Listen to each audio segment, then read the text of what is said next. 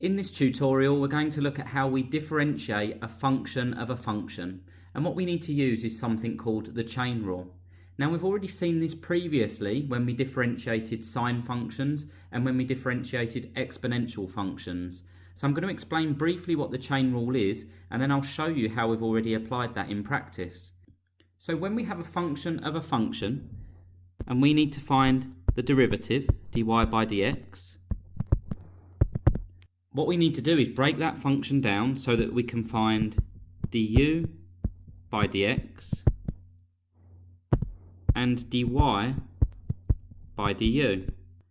Once we know du by dx and dy by du, we multiply them together to get dy by dx. Essentially what's happening when we multiply those through is the du's are cancelling.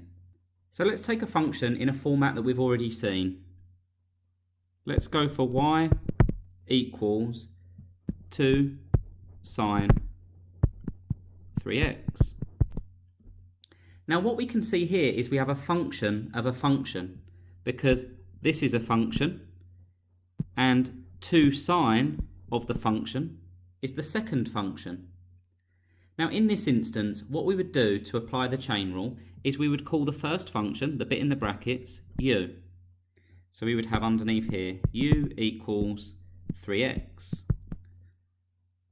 Now if u equals 3x, then y just equals 2 sine u.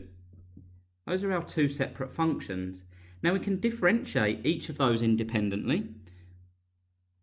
The first one differentiates to du by dx because we're differentiating u with respect to x. Well, differentiating 3x with respect to x is just going to become 3. Now differentiating dy by du, well, sine just becomes cos. Therefore this function is going to become 2 cos u. Okay, so we've got du by dx, we've got dy by du, and as we said at the top, dy by dx is du by dx times dy by du. Therefore, du by dx is 3, dy by du is 2 cos u. Well, 3 times 2 is 6,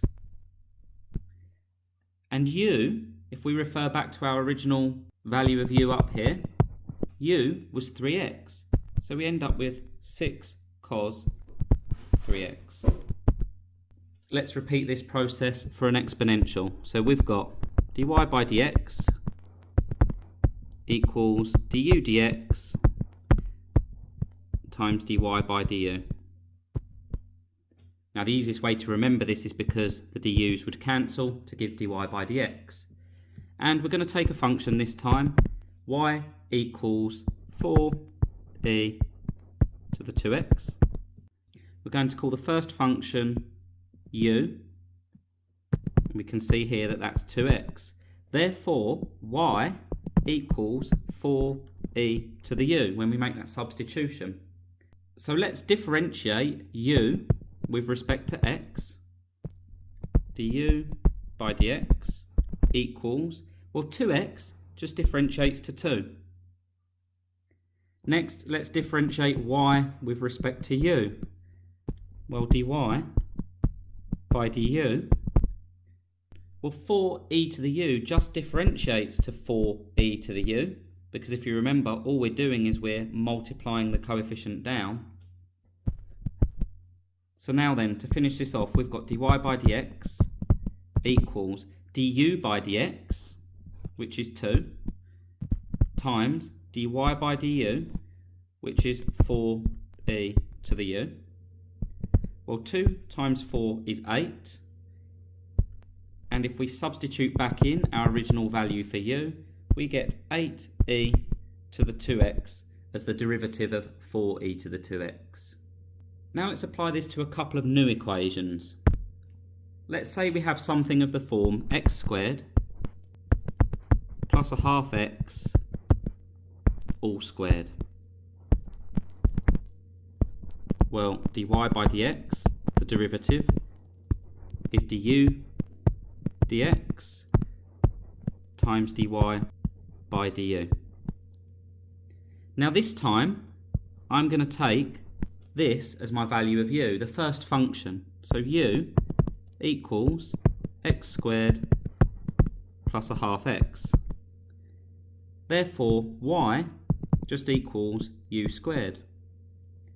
Next, I'm going to differentiate u with respect to x. So du by dx equals, well, x squared just differentiates to 2x, and a half x just differentiates to a half. If I differentiate y with respect to u next, well, u squared is just going to differentiate to 2u, because we multiply down by the power and then reduce the power by 1. Okay, so our derivative, dy by dx, is du by dx, which is 2x plus a half, times 2u. Well, our original value for u here is x squared plus a half x. Now we can simplify that if we want. That's the same as 2x plus a half times, well, if we multiply out the brackets here, we're going to times 2 by x squared, and then we're going to multiply 2 by a half x. Well, 2 times a half is just 1. So multiplying out our brackets gives us 2x plus a half times 2x squared plus x. We'll just look at a couple more of these. This time we're going to return to a trig function. We're going to take the function y equals 1.5 cos of 0.4x squared. Okay, this time u is our function in the bracket, 0.4x squared, and y is therefore 1.5 cos u. du by dx is going to be the derivative. Well, if we multiply down by the power, we're going to get 0.8. And then if we reduce the power of x by 1, we're going to get 0.8x to the 1, or 0.8x. Next, we're going to differentiate y with respect to u.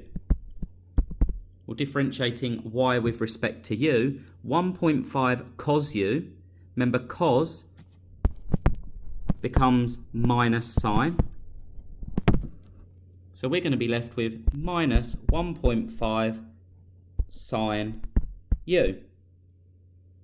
Our next step then, dy by dx, is the multiple of du by dx times by dy du. Okay, so substituting in, du by dx is just 0.8x, and dy by du is minus 1.5 sine u, but u is 0.4x squared. Now we can do one more simplification here, because this 0.8x here needs to be multiplied by the coefficient here. So 0.8 times minus 1.5 is minus 1.2. And we've got an x here. So 0.8x times minus 1.5 is minus 1.2x. And then the rest of the function remains the same. We've got sine 0.4x squared.